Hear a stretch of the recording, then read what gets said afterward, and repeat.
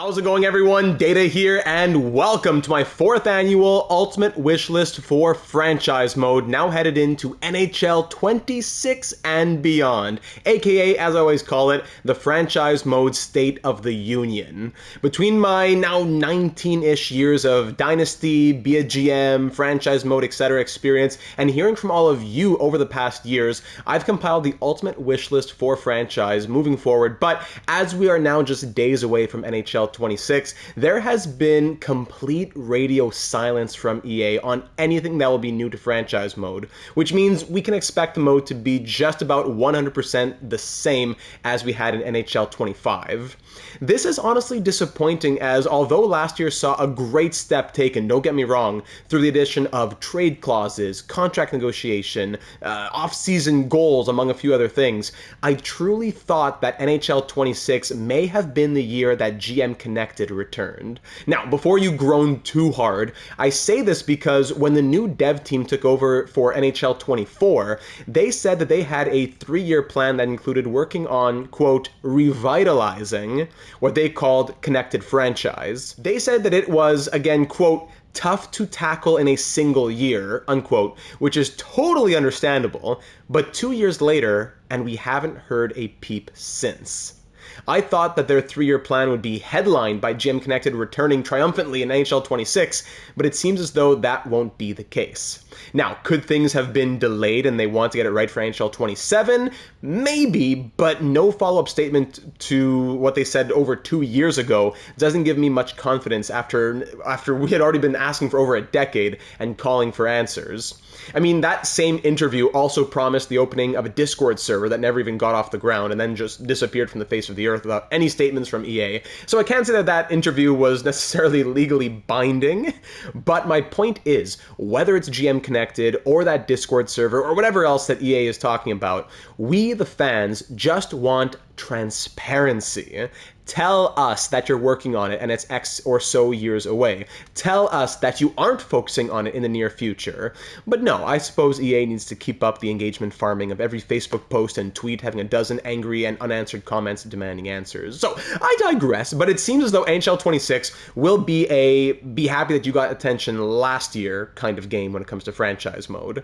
I really enjoyed the additions in NHL 25. Again, don't get me wrong, but the mode and the game in general can still sometimes be close to unplayable at times with the menu lag, on top of much more that could be improved upon, and this video will serve as a wish list for what that someday might be.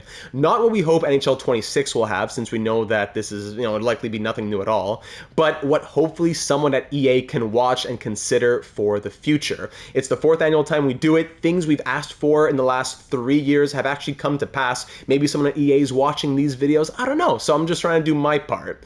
Do we always need a shiny new toy and overhauls each year? No, absolutely not. But when the mode is foundationally lacking so much in comparison to other sports games, especially ones that EA makes, it can be hard to always stay positive.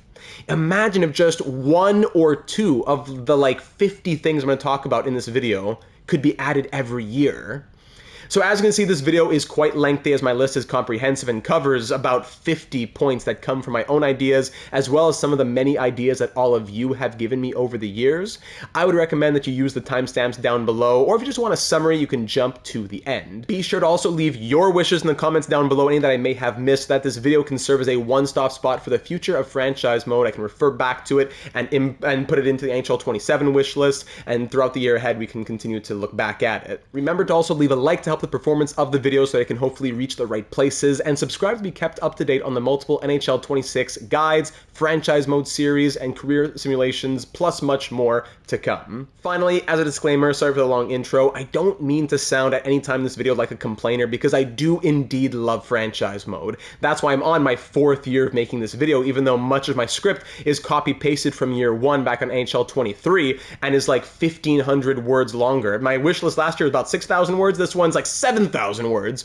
But so it's just frustrating when it could be so much better with a few of these tweaks. Again, I'm saying like 50 things. I'm not asking for all 50, but the main fundamental foundational things.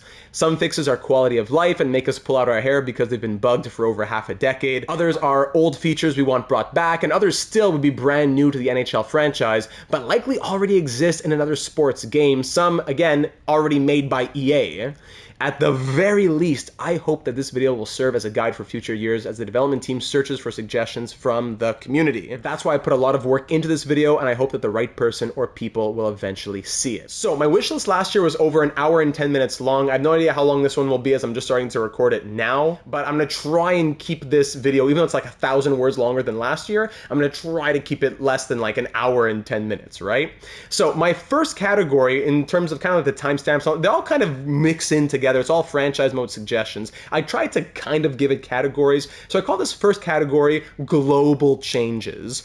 These global changes would affect every part of franchise mode, such as trackers that operate behind the scenes of the mode, or just like overall simulation in general. I don't necessarily call these new changes because yes, they would be things that we don't currently have, but we may have had them at one point in the past. So I'll start with my first suggestion just being GM connected. We already spoke about it. Everybody's been waiting for it since like NHL 14 or whatever now. There's a ton that could be said about GM connected, so I won't get on a soapbox right now, but just the idea of being able to play franchise mode against other, well, even just within a league of real people, not all AI controlled teams, is so incredible to me. I never really got a chance to do GM connected. It wasn't really my type of thing for my age and my friend group when it left the game in whatever NHL 13. So I never really had a chance, and I would love to get that opportunity. There's a whole new age group that not only never played it, but maybe you weren't even alive when it was last in the game. So give it another chance. Now, after the pandemic, after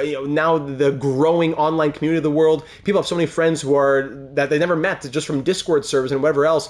Give it another chance and see if it would be more of a played mode. EA said that they took it out because not a lot of people were playing it. All right, well, give it another chance now, over a decade later. So many players are calling for it. Every comment section, every year, everyone's asking where, and like I said earlier, just some transparency of we are working on it, we aren't working on it, would go such a long way. But them saying like 2 years ago that they're aware of it and it's in their work, it's not enough. People just want to know.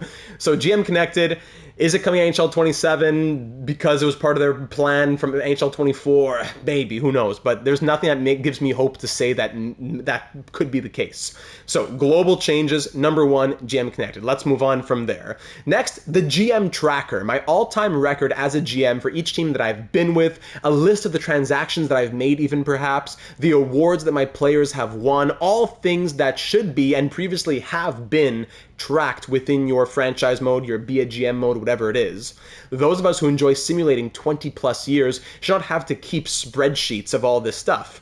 Even a sort of recap after 25 years would be nice instead of the you have reached the end of franchise mode. Come on now, look how great this used to be in NHL 14, for example. This user on the EA NHL franchise subreddit shared this recently, and it really caught my eye, and it made me just so sad about how we get absolutely nothing after 25 years of work, of grinding, of storyline development, all that. It's boggles my mind that there isn't at least something more than you've reached the end.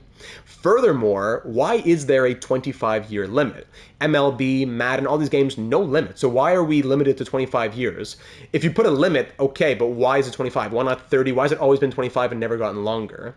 And the amount all that to say, the amount of people who have literally reams of paper and gigabytes of Excel sheets dedicated to tracking franchise mode is incredible. So this would be a nice way to alleviate some of that, to have it tracked for you.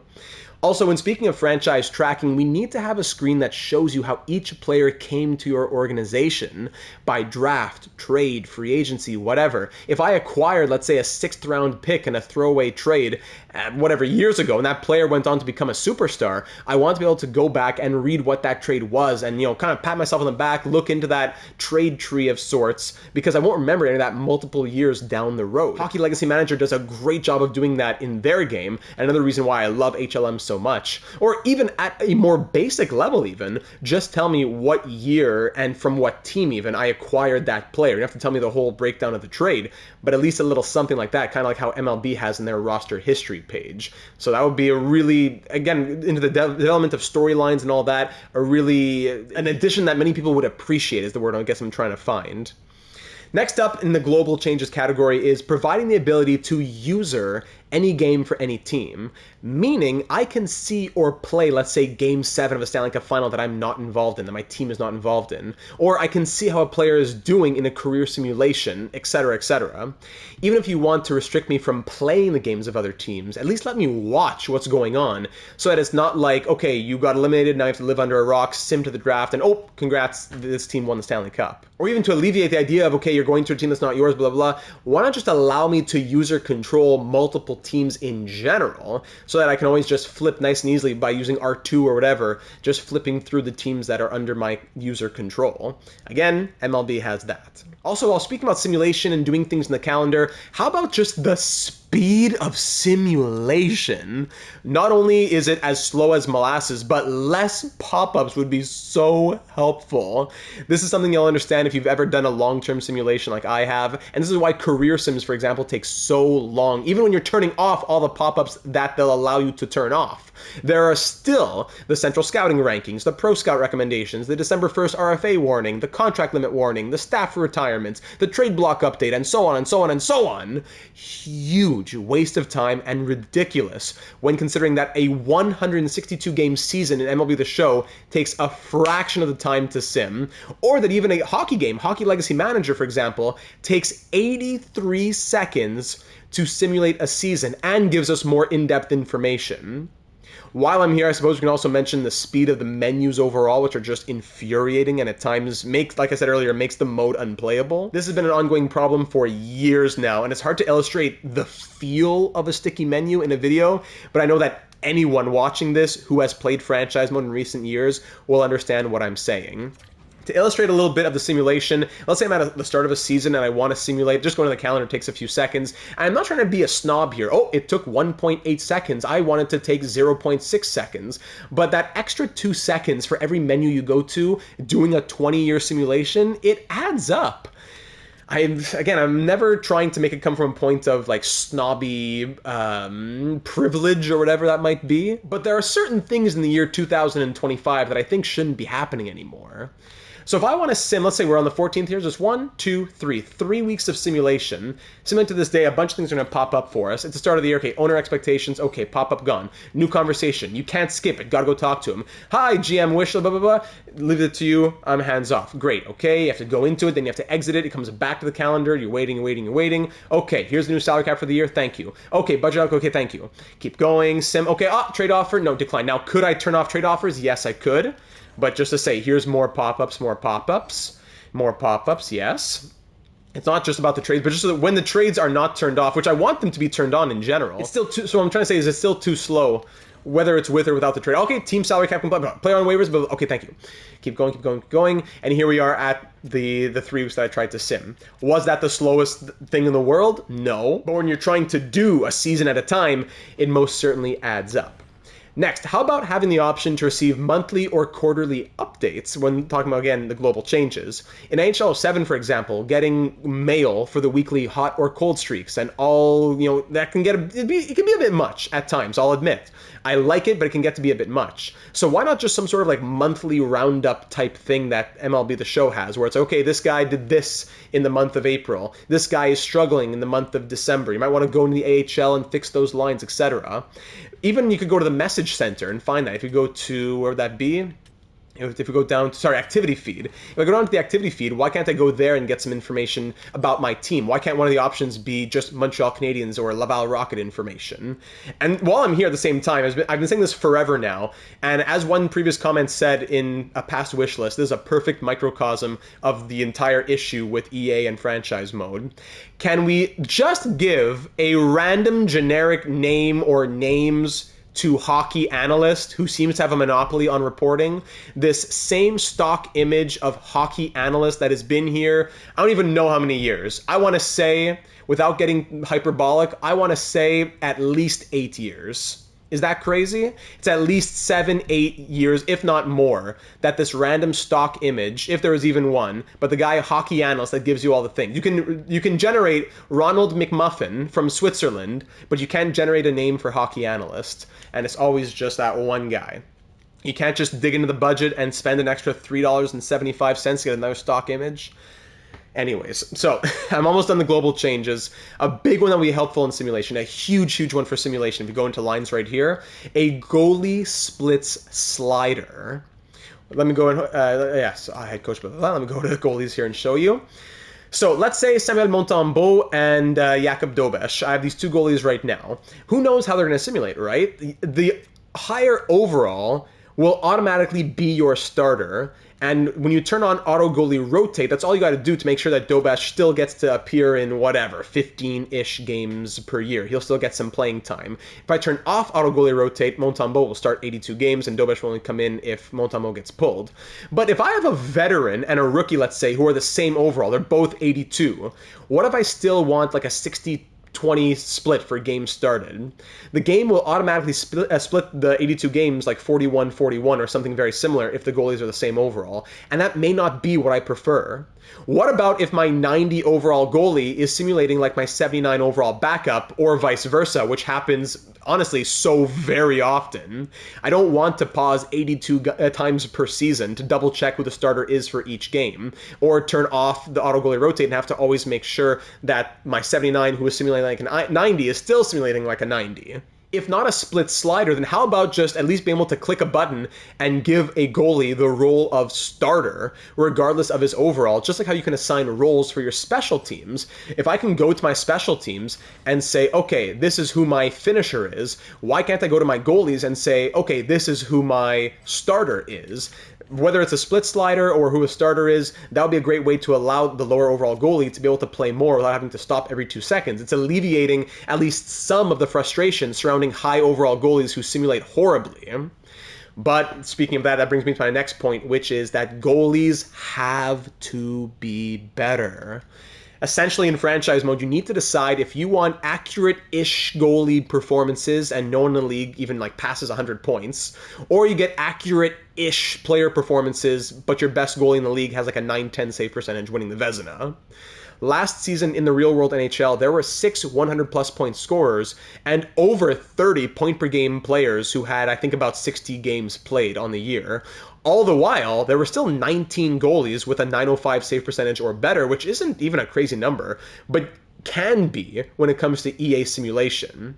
There has to be a middle ground in simulation, and aside from goalies in general just not being good, we need to stop having, like, literally over 80% of the top 10 or 15 goalies in the league year after year be 83 overall or lower, while the top guys like Hellebuyck, Vasilevsky, Sorokin, etc. will all be like 90 plus overall, but have sub 900 save percentages way more often than not. To illustrate that, I'm going to go ahead and simulate, let's say, literally just, 25 games in the season that I have open right here in front of you.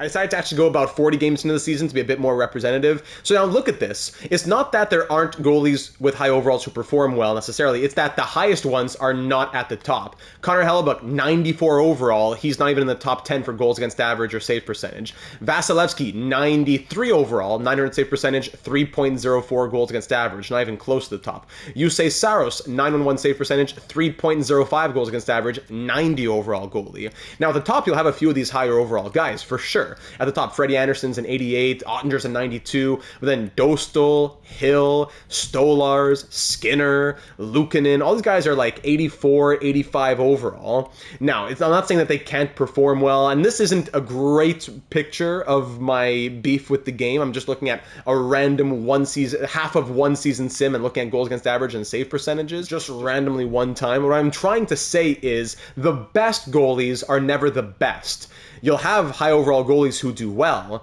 but the best goalies are never the best. Like that you have only a small handful of 90 plus overall goalies, but Vasilevsky and Sorokin, 93 and 90 overall. They're like 26th and 27th in the league for save percentage. Hellebuck, 94 overall, highest overall goalie, he's 15th. That's what I'm trying to illustrate here. Overalls just don't mean enough when it comes to goaltenders. Anyways, that's my soapbox for simulation. There are a million more better examples. That's just a quick little peek at half of one season of simulation and trying to illustrate my point. Again, if you played franchise mode, you get it. I don't need to make a huge explanation for you there. Finally, when looking at the global changes, here's a bit of a long shot addition that I think would be fun. What about being able to start your franchise mode in different eras? NBA 2K, for example, allows you to start your mode in a different era, which may begin in 1983, 91, 02, or the present day. If you choose to start in one of those eras, rule changes, expansion teams, rebranding, and relocation is all historically accurate. So if you start in, let's say, 1991, for example, the Raptors and the Grizzlies join the league in 1995, and then Vancouver moves to Memphis 6 years later, unless you decide otherwise. That would be incredible for the NHL series if you could join, let's say, in the original 6 era, the Gretzky era. Yes, you can do custom leagues to kind of build that with a custom roster, but why not just allow you to jump right into it without having to be a mechanical engineer? Or, whatever else, just those ideas of parameters I'm trying to say. Or even if not eras, how about just live start dates, which would allow me to start my franchise mode at the actual live date in the real world with the stats and the injuries and the standings reflecting what has happened in the real NHL season so far. So that just about does it for, I guess, what you'd call the global changes I like to see. My next categories are kind of like subsections of the global changes, but like I said, it's all kind of interconnected, just that some go more into gameplay than management. And that next category, I guess you could call it, would be events and tournaments. First off, the World Juniors. It's been, is it 2 or 3 years now the IIHF game mode has existed? So why not include the IIHF World Junior Championship, whatever, during the franchise mode season? Not even that we have to play the tournament if it's too hard to make it happen while NHL and AHL games are going, but just to say that, hey, they happened, here are the stats, and here are how your prospects did, here's how the draftable prospects did, etc., etc. So to me, that's just one of the 3 no-brainers in this category. The next no-brainer for me would be the Winter Classic. It's been there in previous games, now it's gone. Why not, make it simple? Just a generic, quote, outdoor arena. It doesn't have to be in Buffalo, in Pittsburgh, whatever. Just give me a generic outdoor arena, 2 random teams that the game chooses play against each other on January 1st, and it would just be a fun added touch of realism and plus exciting if your team is the lucky one that gets selected. Why not? And finally, in those no-brainers, it's the All-Star Game, the most obvious one, the All-Star Game. Absolutely no excuse for this to have been removed since it was in so many NHL games before. And at this point, we should be saying, hey, we want like a detailed skills competition. That would be great. No, we're here just begging to have an All-Star Game be present and brought back to the game. At the very, very, very least, can the game not at least tell me who from my team got selected to an imaginary somewhere in the universe All-Star Game? It can't be that there's just been no mention of it for so long. Yet, here we are. Okay, moving on. Now, I want to go through some of what we already have in franchise mode and comment on how it may be tweaked due to glitches, oversight, or just, downright confusion. So, for the first category we'll say line chemistry. Now, line chemistry has gotten better since it was first introduced in the game a few years ago, and, we're finally able to have players or coaches adapt, so that's a really good addition that we've seen. But I would like to see a day where there's no need to have a conversation and cross your fingers for a player who's been with the same coach for 10 years to just agree to learn the power play strategy. Please, could you maybe adapt and learn the power play strategy? No, don't ask me again. Oh, I'm sorry.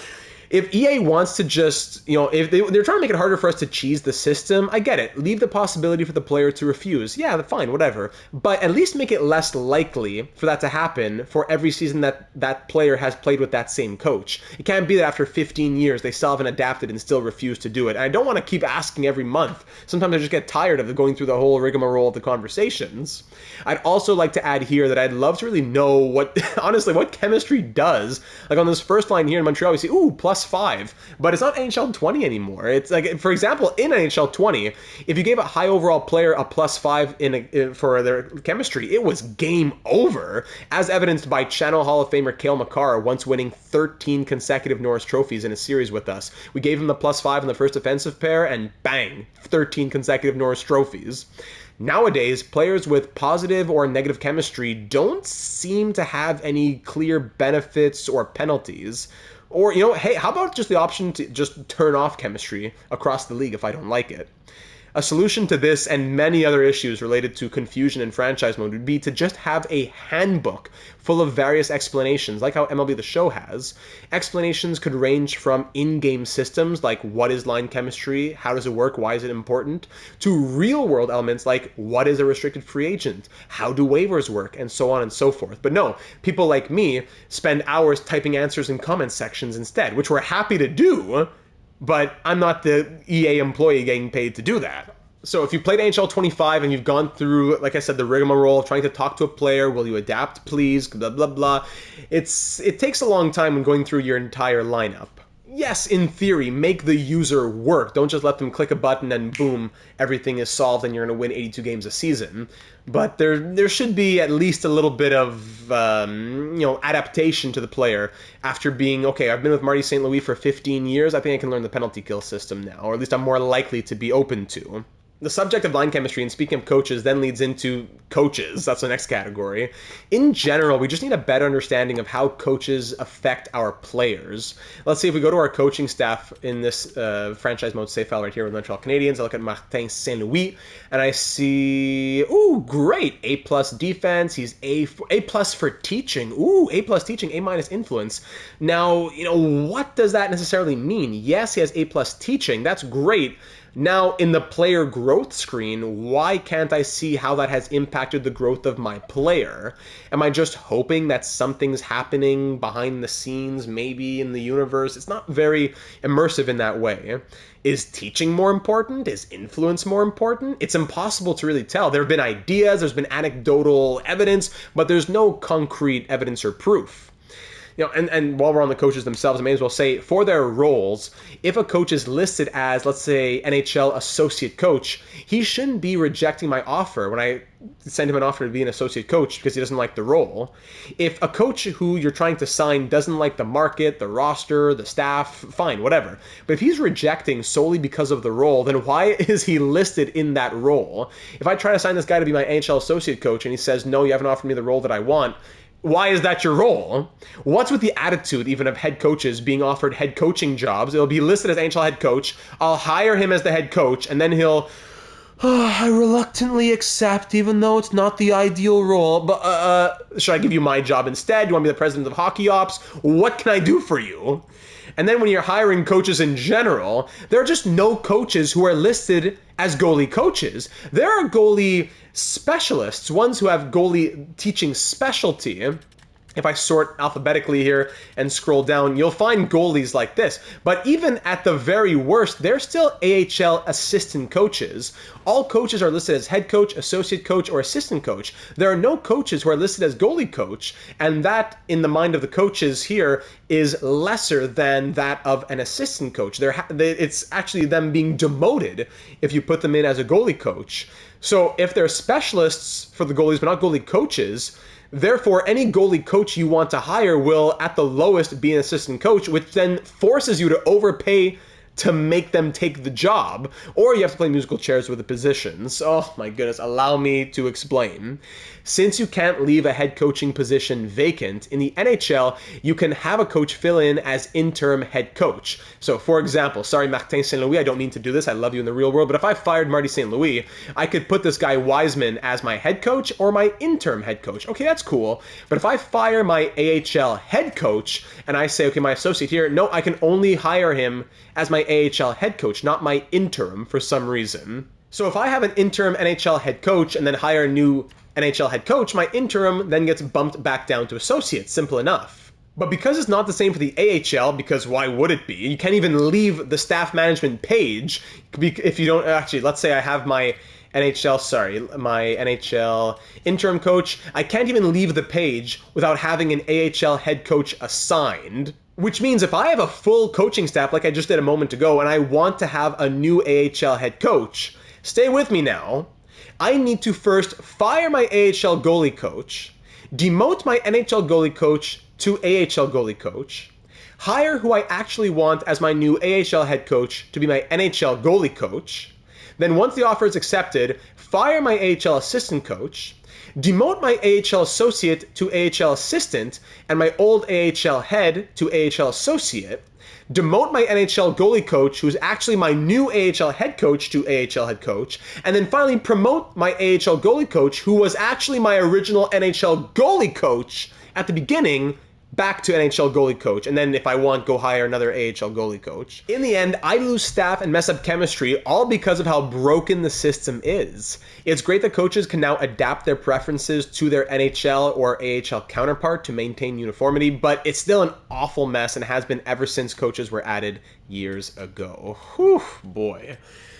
All right, keeping on the theme of line chemistry, coaches, and all that, we'll now move to editing players, which in the past has been an issue because of line chemistry. So since NHL 22, we haven't been allowed to change player types within franchise mode, assumingly not be able to cheese line chemistry. But we are allowed to add and remove X factors, which have an even greater impact on line chemistry, which doesn't even make sense. So if I go to edit player and I choose, let's say, Nick Suzuki here, I can go to his details, but I can't change anything here. I can change his jersey number, but I can't change his player type or anything else. Now, in recent years, player type means almost nothing for line chemistry now. Now it's just line fit and X factors. Okay, well, EA took away the ability to change player types because people were cheesing line chemistry, and we can't have people having fun. So why can't that now come back? Meanwhile, they allow us to add or remove X factors as we see fit. So why can't we just bring back what was already there a few years ago? Why did it leave? Okay, you left because we can't have fun, fine. But now it doesn't mean anything for line chemistry anymore. So why can't you bring it back? Either make line chemistry more complex and explain the system, or, how about this? Just allow me to play how I want in this offline mode that doesn't affect anyone but myself. Why is EA having to gatekeep my fun? And in general, for editing players, why can't it just be allowed to change anything at any time? Especially, like, let's say the shoot pass slider, so that I can make sure that my snipers are shooting and my playmakers are passing. On top of that, drafted, not even, like, okay, you can't change because NHLPA, you can't change Nick Suzuki's name to Reginald McMuffin, like we said before. Okay, whatever. What about the generated prospect names? Why can't I just change those? Then attributes, player type, potential, you name it. No one says you have to, but at least you'd have the ability to if you so choose. Even being able to add injuries to players at the start of a save file if I know that they're going to be out for, like, let's say, the entire season in the real world. Gabe Landeskog out for a full year, let me make him injured for a year, and then in year 2 he comes back to healthy, instead of me having to keep him as a healthy scratch, and if I have morale on, now he's upset, blah, blah, blah. Take a page out of MLB The Show's book and allow me to edit in mode, and not just before starting the save file. So again, like, let's say you saw that how I couldn't edit anything about the player's name. If I go to his face even, I can change, like, his beard length, and that's it. Nothing else about his hair, his head, blah, blah, blah. And once more, is it an NHLPA thing that they don't want the likeness of their players being changed? Fine, whatever. But why can't I do it at least for the generated players? I don't know. Okay, next. Speaking of, like, being able to change potentials, potential itself could be something that we talk about here. As friend of the channel, Vasi Roster Updates has said before, I wouldn't mind a better potential system that uses overall, numerical overall, instead of arbitrary titles like low top 6 or high top 9, which seem to pan out drastically differently despite having seemingly similar expectations. It would also take away the wonkiness of it all, as we've seen players in our franchise mode series score over 50 goals, but then have bottom 6 potential. And then when they hit a certain age, that bottom 6 potential drags down their overall back to 81 overall, even though they're like an 87, scoring 50 plus goals a season. So that the player's potential forces their overall to revert back down. Remember, Igor Lokhtianov in our New York Islanders series in NHL 25, 87 overall, winning Vezinas, but because he had fringe starter potential, the clock struck 12 on his 27th birthday, back to 79 overall because of his fringe starter potential. It doesn't matter that he's winning Vezinas and is an 87 overall goaltender. Because his potential never changed, he was dragged back down to a 79 once the clock struck 12 on his potential becoming exact on his 27th birthday. So, we've been talking a lot about the players. Let's stay on this category and talk about the players themselves, not just editing the players, but the players themselves. Let's start with probably a top 3 request, maybe the number 1 request for franchise mode for years now. Let's go to the draft class here to illustrate this. Okay, everybody listening?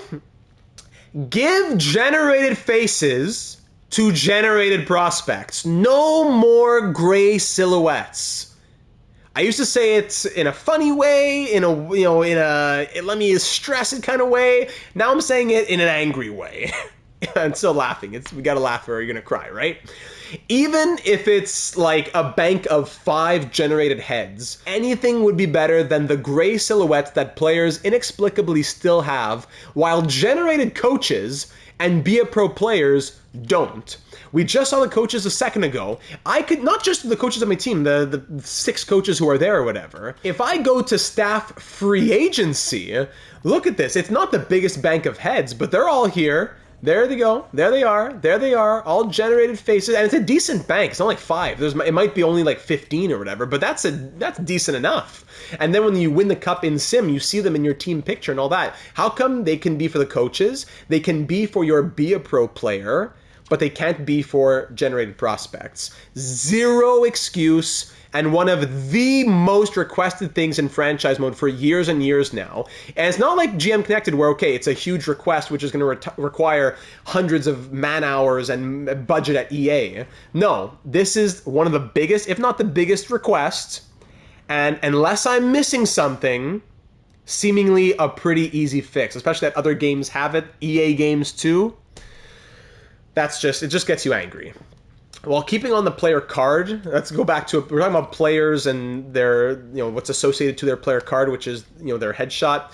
When you're talking about a player card, you have their overall, their role, their attributes and all that, their X factors. What's new, if you look at a player who has won an award, actually, I don't think anyone in Montreal has. Let's go to Connor McDavid. NHL 25 saw the addition of an awards tracker, which was a huge plus. Love to see this. It's just so great for franchise mode, keeping track of things. Quick little reference back without having to open up a huge book and flip through the pages. Love that. The only thing wrong is that it only tells you the most recent year that a player won the award. Like, let's say McDavid with his Hart trophies. He's won 3 of them, but the last was in 2023. Which years were the other ones? Were they consecutive? Have they, at the end of his career, were they over a span of 10 years that shows dominance from 20 to 35? Whatever else. Whatever. I just like all the years to be listed, just like how MLB The Show has. And then to incorporate a previous suggestion, this is also where a player's all-star appearances could be added. I can see all their awards, all their all-star appearances, maybe even, furthermore, a place to tell us where that player stands in terms of any league or franchise records, without going to the record book always. You can make the cutoff, let's say, nothing pops up until they're in the top 20 or top 10, whatever.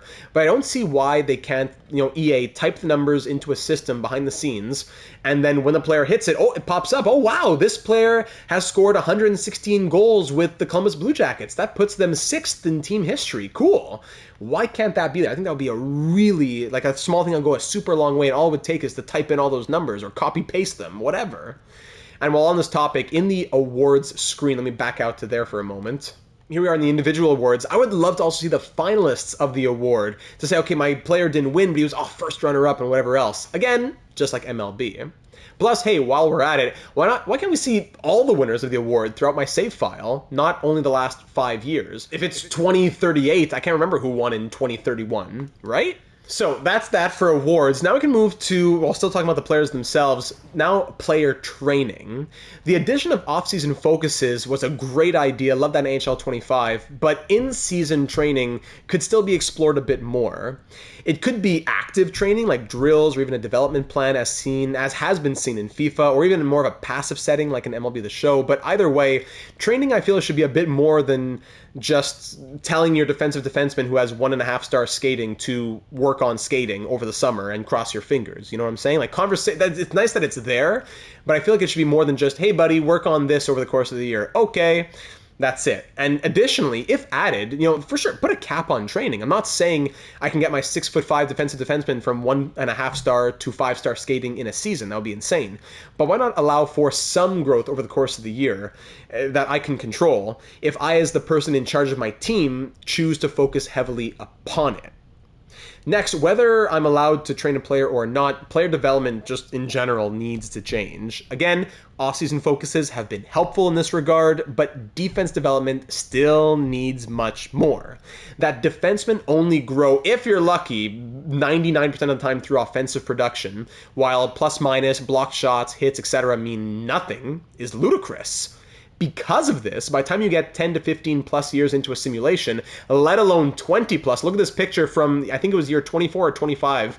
Look at how 79 overalls are wanting this kind of money, like whatever, 6+ million, 80 plus overalls want 9 million. These contract demands are rising in relation to the dwindling defense market, which then is making them astronomically higher than those of forwards. So they're of course also totally disproportionate to the rising salary cap. So before you know it, you end up with depth forwards in 2035 asking for like 1.5 million, normal enough, but then depth defensemen, because barely any are growing, those who are NHL caliber are asking for over 6, 7, 8+ million, while the top pairing guys, don't even get me started, want upwards of 18, 20+ million. Incorporating maybe the real world rising salary cap over the next few years might be one way to combat this, when the game only goes up like by 1.2, 1.5 million per year, but the real world cap is going up by about 25 million over the next 4 years. I wouldn't hold my breath on that, but that might be an idea of a solution, just throwing it out there. And my last suggestion is a little one. Perhaps the next step of X Factor development, now players can gain them and lose them, that's great. Maybe we could have veteran players mentor rookies and pass down X Factors like an NBA 2K. If I have some sort of player who's amazing at faceoffs, why can't that player mentor my centerman of the future, my first line centerman of the future, to have that quick draw X Factor as well? Just a little extra thought like you see in NBA 2K. Oh, and I'll add this as a bonus one. Tons of people have been calling for the addition of NCAA prospects, so that guys like Gavin McKenna, Adam Valentini, these guys who are draftable prospects could be drafted. Then you guys, James Hagens, guys like that, who are already drafted can be in the organization of a team that you take over. So I'm not at a disadvantage when I take over a team with a good prospect pool, but half of them are in the NCAA. That would be awesome to have those guys added to franchise mode without needing to have a custom roster. This is indeed a wish list, so I'll throw it in here for sure. But I do realize that there must be a lot more that has to happen behind the scenes for EA to acquire the rights for the NCAA. It's not so easy, just snap your fingers, throw them in. I get it. That being said, with many more high-end prospects making the jump to the NCAA, EA needs to get on this ASAP. To finish off my thoughts on the players, I'll leave you with some injury thoughts. First and foremost, seeing some variation or just more logic in injuries would be nice. Like, quote, sore foot causing a player to miss a month can be a bit confusing. Next, adding the ability to LTIR a player who's injured for a long enough time would be nice. Super simple suggestion, but one that I think would make a big impact. And after that, when simulating, here's a big one. Forcing me to pause to make a lineup decision because of an injury, it makes perfect sense. But once that player is fully healed, I should be able to revert my lines to a previously made preset of lines. I think EA thinks that they fixed this by allowing you to lock a player into position if you have a conversation with your coach. But there's zero chance I'm going to my coach, saying hello, telling him I want to talk about lines, telling him it's for line 2, telling him it's for the left wing, locking in the player, saying goodbye, restarting a new conversation, going through it all, blah, blah, blah, for like 30, 45 seconds per player, multiplied by all 18 players every season, just to have them, quote, preset. I'll just even show you that quickly. I want to go talk to the head coach right now. Hi, head coach. Has to load. Hey there, what do you have on your mind? Let's talk game plan for this team. What do you have on your mind? Preferred lines. Okay, great. I'm sticking with my approach. Okay, well, too bad. It's not up for debate. I just lost morale because I want to go ahead and do that. Let's talk about the forward lines. What do you want to talk about? Line 1. Okay, what do you want to do about line 1? I want to talk about the left wing of line 1. Okay, that's nice. I want to talk about Nick Suzuki. I want Brendan Gallagher. I want Kirby Duck. I want Jay. Okay, I want Brendan Gallagher. First line left wing. Bang. Are there more changes we should discuss? Yes, we should. Say it takes so long. There's no chance I'm doing that for all 18 players every season. And then I even lose morale just for saying, hey, can we put this player on this line? Why can't you just let me have a button that I click and go, boop, they're locked. Boop, they're locked. That's it. In the spot, boop, you're locked. HLM Hockey Legacy Manager has that system, and it is a lifesaver, let me tell you. By not having this system in EA NHL, I'm forced to decide between keeping a 13th forward to fill in for a star if he gets like a 2-game injury on Power Play 1, Line 1, PK 1, etc., or going through each line and micromanaging everything, which really halts momentum during a simulation. And speaking of having conversations with your coach, can we remove some of the sass from these conversations where the coach undermines and disagrees with about everything that you have to say? Come on now. And finally, not injuries, but still kind of injury related in simulation would be, if a player can get a game misconduct, why not add like 1 to 5 game suspensions? I would only want this if it were easier to make line changes. I don't want that being another problem. And if, even if there was a slider for how often suspensions happen, but in theory, I would think suspensions should be a consideration if the game already has game misconducts. Okay, having said all that, I now move on to one of the biggest sections, and that would be transactions. So let's pop over to the trades here. First off, the ability to trade conditional draft picks. We aren't asking for crazy conditions that depend on the results of another team and the percentage of games played that an individual had. Just the most basic of basic conditions. Top 10 protected picks. A second that becomes a first if the team wins the Stanley Cup. Stuff like that. A little would go a long way here. So the ability to trade conditional draft picks. Next, the ability to force trades. Now, I'm not someone who would use this very often, as it would usually be in the cheese category for my style of franchise mode, but there are times in which you're offering a perfectly fine trade, perhaps one that is more than fair, to help even the AI GM, and the AI just refuses. Especially since negative trade value doesn't exist, another thing that should be taken into consideration when acquiring, let's say, a terrible contract, but that's another suggestion to be added. Negative value that you can actually see. Like if a player has a horrible contract and has no trade value, it shouldn't be the same as a young player with no trade value. Like let's say Mark-Edward Vlasic here in San Jose. The value, in theory, seems to be the same as this 66 who's 23, but really it should be negative value. By me trading for Vlasic, I'm not trading for a guy with a little bit of value. I'm the one who's doing San Jose a favor. They should be trading Vlasic and, let's say, a first-round pick to me for a 5th-round pick, or whatever the example might be. It shouldn't be that I have to give at least a 7th-round pick for Vlasic. I should be getting value back for taking on the negative value. That's what I'm trying to say here. Anyways, what I'm trying to say is you can sometimes be making a trade that will help the AI. Let's say even that they want to sign one of their star RFAs in exchange for giving you a draft pick, but the game just won't accept it. And another thing that the game will almost never accept is salary retention. As soon as you ask for 1% retention of an expiring league minimum contract, let's look at this. Let's say an expiring league minimum contract.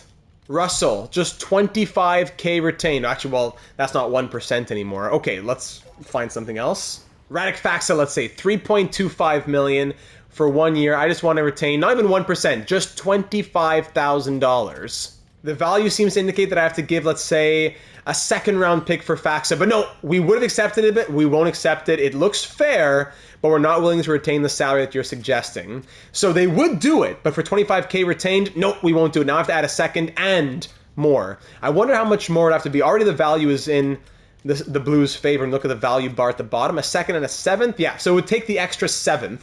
just for them to retain $25,000. Now, you might be saying, oh, well, now they tied up the retention spot and the teams only get some. Yeah, in theory, but the game never retains salary on any trade that you don't do yourself.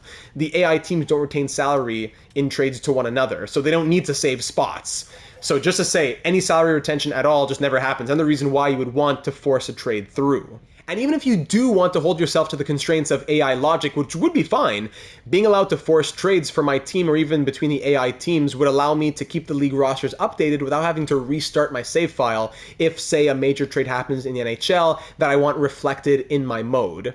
It all comes back to my philosophy, which is, I should be able to do whatever I want as the master of my fictional and offline universe.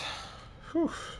Next, the ability to make a 3-team trade. How this is not here, I don't know. The inability to do this in 2025, when the NHL's first 3-team trade happened in 1991, actually shocks me. Simple as that, nothing more to say. Add 3-team trades. If Hockey Legacy Manager can do it, EA can do it. And finally, I'd love to just see improved logic in the trade finder. I find that it's almost impossible for the game to find a trade for any high value piece that you want to trade away or acquire because it can't reconcile trying to make the value exactly equal. Even if it's a bit unbalanced and gives the other team a better deal, at least present me with the option of what other teams are willing to trade for me and what they would theoretically accept, and then let me play around with the finer details. If I want to trade for Demidov, I put in there, oh, no trades found. So you're telling me there's no team in the league that could put together a package for Demidov if I wanted to shop him right now? And only when you get down to lower value guys, okay, I want to trade Owen Beck. Oh, well, there has to be a team somewhere that wants to trade a second. There's a team somewhere that wants to trade a third as well. I get 15 options for Owen Beck, but nobody wants Ivan Demidov. That's what I'm talking about. So improved logic in the trade finder, again, would go such a long way. After trades, we now move to contract negotiations. This section will be much smaller after last year's edition of the ability to negotiate with the player through having a conversation about saying, come to this market, blah, blah, blah. But there are still some tweaks that could be made to this, and most of it boils down to just having more options when it comes to persuading a player to sign or re-sign. For example, the game knows and has already input the home city of every player, and even requires you to put in the hometown of every created player. So what would be so hard about being able to try and persuade a player from, say, Montreal to play for the Canadiens by selecting the "wouldn't it be nice to play at home" option? It doesn't have to always work, but it could be a conversation option. Other options could also exist, for example, when it comes to a returning player. The options for convincing a longtime player to re-sign shouldn't be the same as a random free agent who you're trying to tell for the first time the benefits of playing in the market and whatnot. Once again, a little bit would go a long way. Next, for players who do have a contract clause, thanks to the new additions from last year, I think there has to be less of a success rate when it comes to trying to ask them to waive whatever their no movement clause or no trade clause is.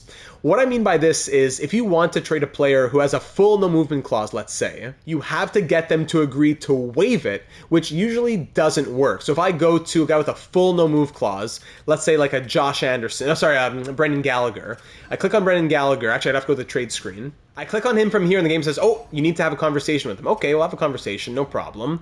And we'll either say waive, which it says at the top, persuasion success, very risky.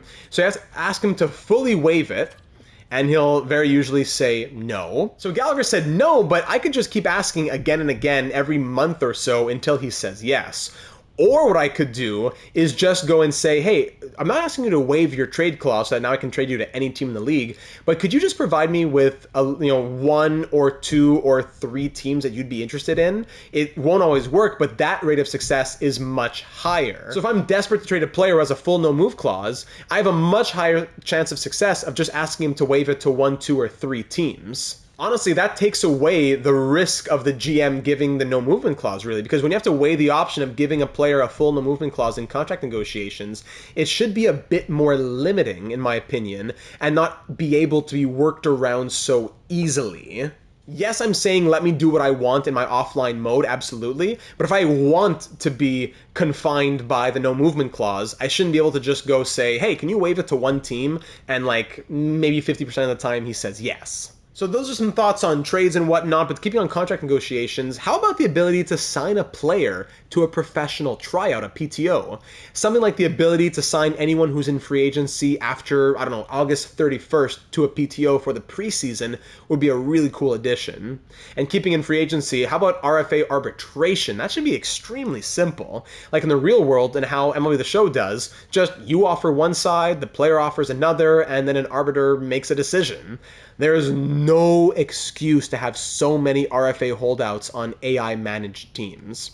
But then this leads me into my last point here, which is that AI GMs need to be better. There have been improvements, yes, but there's more work to be done.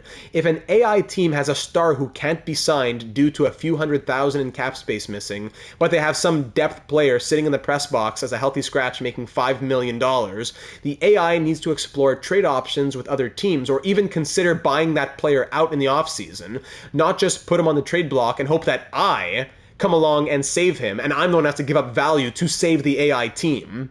And even when I do, like I said, trades are almost impossible unless I give up value and that the player isn't worth, instead of getting to benefit from that team being in a sticky situation. Furthermore, the AI needs to just stop signing players in free agency and then sending me a dozen trade offers with that player over the course of the offseason. There's so much to be said about the logic of the AI. Oh my goodness. Keeping with the AI, I said it was my last point, but I'm kind of moving into a new category now.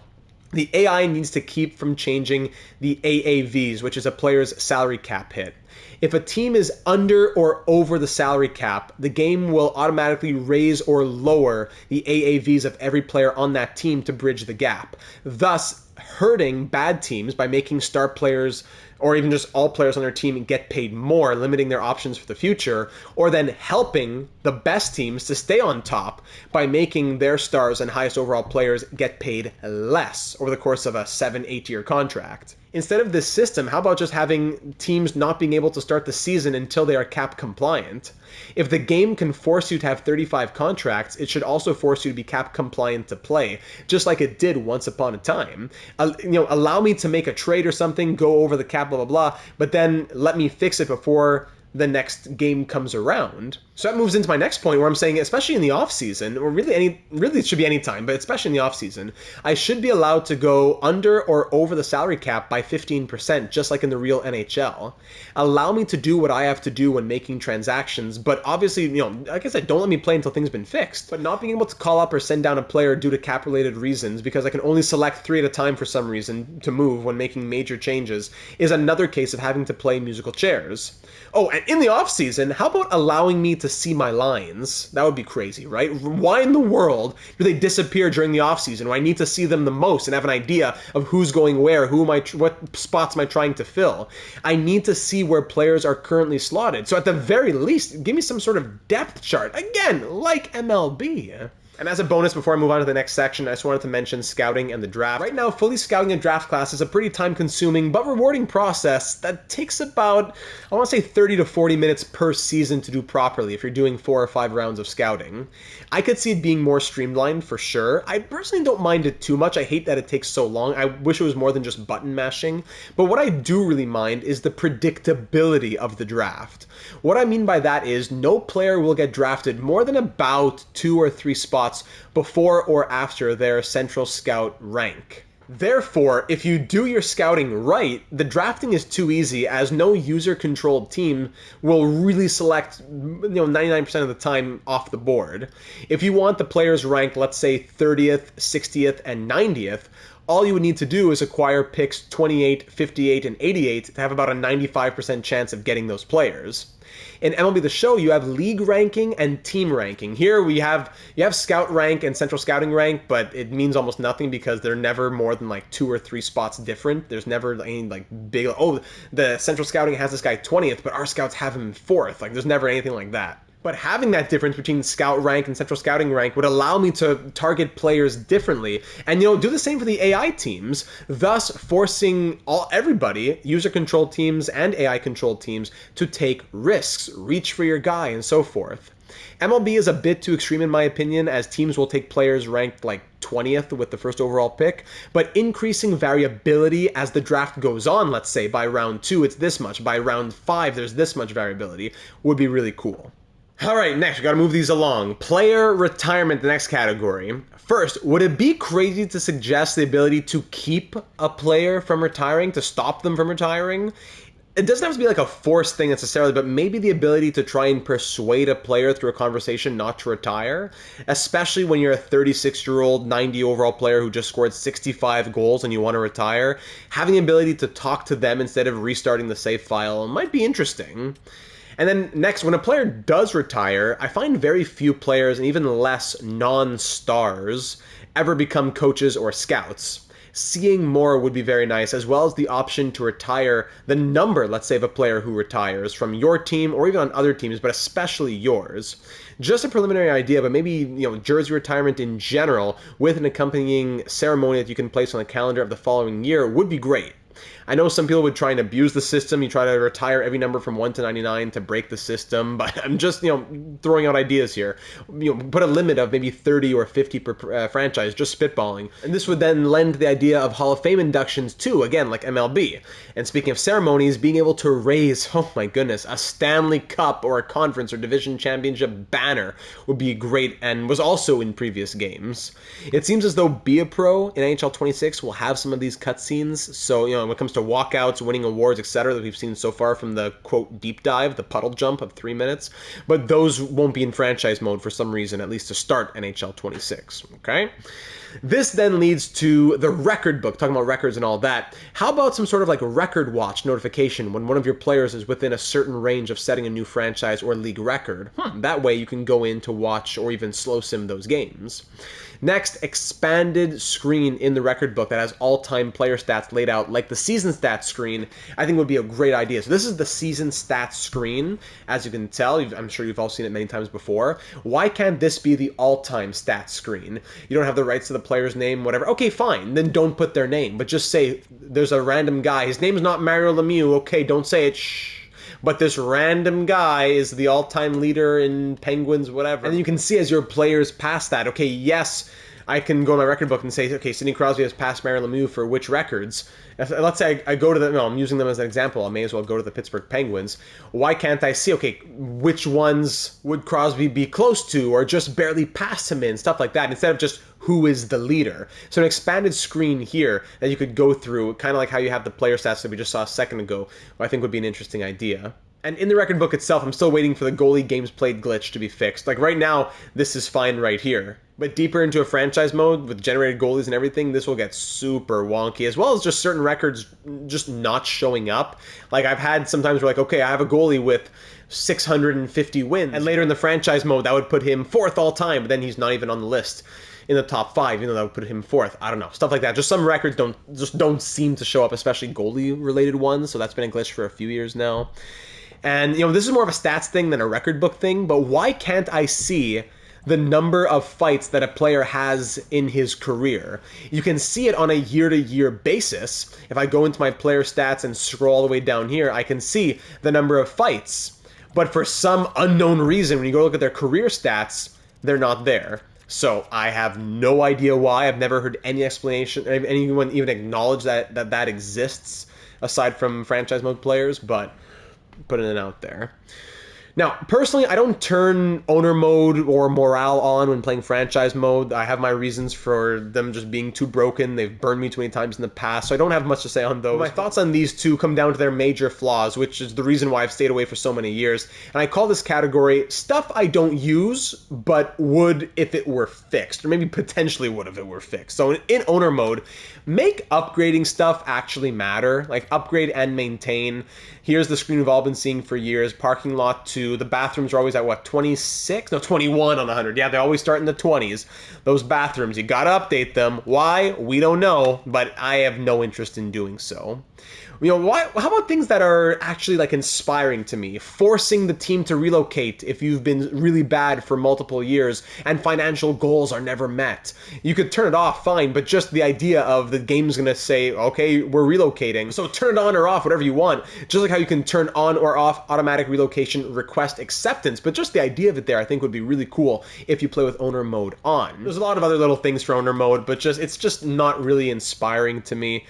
You set prices, but what's it all for? My upper, but yeah, I'm gonna put it up to $115, but why? You know, I don't really understand the drive behind it, I suppose. Next would be the morale system. So there it is right there. For me, having players get upset over losing captaincies that the game gave and they should have never had, demanding a trade when I hold them out of the lineup even though they're injured, stuff like that has just kept me from turning on morale in years now. So without going into it in too much detail, I get it. Human emotion can be volatile, but it needs to have some sort of common sense overhaul that keeps such extreme instances from happening. That players are bursting into my room demanding a trade because they stayed out for one game because they're coming off of a 3-month concussion thing and they're still a playable injury. Come on now. So that's the main thing on morale for me. And another mode that I don't use too much, it's not broken, but I just don't use it that much, it's expansion mode, aka playing with a 33rd NHL team. I don't see it as broken, but one suggestion that might come up surrounding it is being able to control the year in which an expansion team enters the league. So you can create the team and have it ready, but it doesn't enter the league, let's say, until an expansion draft in 2027, whatever else you want to set, instead of only being allowed to add the 33rd team in year 1. And while on custom teams, the ability to do custom goalie masks has been such a big one for so long, as well as changes to, let's say, even my arena and not just the jerseys during the off season. Boy, so that's pretty much everything except for what I always call the biggest glitch to be fixed. I kind of put it separate because it's not a franchise mode thing. It's the game needs to be fixed thing. It's the magical disappearing save files. If you go to load a save file, let's say, for example, I just created wishlist here for this random video that I made for 2 seconds. But I know for a fact that I used to have 6 New York Islanders franchise mode save files. Now, were there 2 of one or 3 of one even? Maybe, I don't remember. But just to say, I had 6 Islanders save files, and now I created this Canadiens wishlist file, and 2 of those Islanders save files were deleted. Did I even need them? I had 2 or 3 of the same? Maybe not, but just to say, the game should tell you you need to delete these 2 files, or if you make this save file, these 2 save files will be deleted. That you go and it automatically creates 3 backups, and you only had, let's say, 1 or 2 Islanders files. You had your main franchise mode, you only had 1 or 2 of them. Always keep 3 or 4 plus. But if you only had 1 or 2, and then you create something new just for a little experiment or a separate save or whatever, and it just gets, boom, saved over, wiped off the face of the earth, Thanos snapped, gone. I don't even know what the word would be. It's not even frustrating. It's like disgusting. I put hours and hours and hours into a mode. I'm having fun. I'm loving it. I bought the game. I paid to have the right to play this game. And then without any warning whatsoever, just whoosh, my save file has been taken away. But good news, you have 7 backups of the one you just made. So it's not like a fixed, it's impossible. Like, I don't even know what the formula is. I just keep as many of my main ones as possible. I have like 4 at a time, and then if you make something new, like I would say, okay, I have a September 14th, I'm in January now, delete the September 14th, keep just the one January 10th, and make an additional January 10th. Don't keep that old September 14th. So anyways, just to say, disappearing save files needs to stop. It's been, I don't even know, a decade, right? And it's beyond infuriating. It's beyond infuriating. Okay, so in conclusion, many, if not all, of these suggestions already exist somewhere in the sports game universe. NBA 2K, MLB The Show, Madden, FIFA, college football. In some cases, the things that I've suggested have been in these games for years, even over a decade. There is no excuse for not having, I would say, probably the majority of these like 50 things that I mentioned in this video. Some of these have already even been in past NHL games, but were removed for, some unknown reason. To recap everything that I've gone over in this video, it can be thought of as the following. If you just want a quick little summary, I've listed them in a rough order of importance in my mind as a franchise mode player. So going from top to bottom here, number 1, generated faces for generated prospects, no more gray silhouettes. Next, more save slots and just no disappearing franchise mode saves. GM connected whenever that magical day might be. Overall AI logic improvement between trades, drafting, keeping RFAs unsigned, all that kind of stuff I mentioned. Better balance of scoring / goaltender simulation. No more that the average 92 overall plus is barely in the top 15 for save percentage each season. And then even for the scoring, McDavid might score 100 points, but that's it. You're not going to have McDavid getting 160 points in your franchise mode unless you have everything on high scoring and the guy wins the Vezina with a 904 save percentage. I digress, I spoke about it already. Moving on down the list now. Menu and simulation speed, huge. Improved player development, especially for the defensemen. A goalie splits slider. Easy lineup locks for smooth injury replacements. Not that I have to talk to my coach for 45 seconds, multiplied by 18 players per season. Just a little button, boop, they're locked in the lineup. A GM tracker, bring it back. Allow me to go over or under 10 or 15% of the salary cap. Of course, don't let me play the game until I'm cap compliant, but don't automatically change AAVs on teams or not allow me to make a roster move because I'm going to be over by $5,000 when I still can make another move or a trade after that. Transaction and roster history. How did I get that player? What year was it? Allowing us to trade conditional draft picks with very basic conditions. A second becomes a first if that team wins the cup, etc. Bring back or even add World Juniors, Winter Classic, and the All-Star Game. Player training, no more musical chairs for hiring coaches, allow me to see my lines in the off-season, increase the 25-year limit of franchise mode, add in a franchise record tracker plus years of when award was won for the award tracker, not just the year of the most recent award, 3 team trades, tweaks for contract negotiations for hometown players or players who have been on the team for a long time, allow more conversation options, not, hey, you've been here for 18 seasons, let me tell you all about the nice elements of this market size, blah, blah, blah. Ceremonies, number retirement, Stanley Cup, Hall of Fame inductions, etc. Acquiring the rights to and then adding NCAA players. Signing players to a professional tryout. Expanded and fixed record book stuff. Showing the award runner-ups for each award each season. Organizational updates, what's going on within my team in the farm system, whatever else. Negative trade value that is very clear and apparent to us. Trade finder logic, the ability to force trades, the ability to keep players from retiring, live start dates for a franchise mode, the ability to LTIR a player, long-term injured reserve, eras like an NBA 2K, clarity of what impact a coach and chemistry and all that has on a player, on a team, etc., which will also go into the idea of having a handbook that explains things to players, to users. The ability to user control multiple teams or just be able to track other teams as well.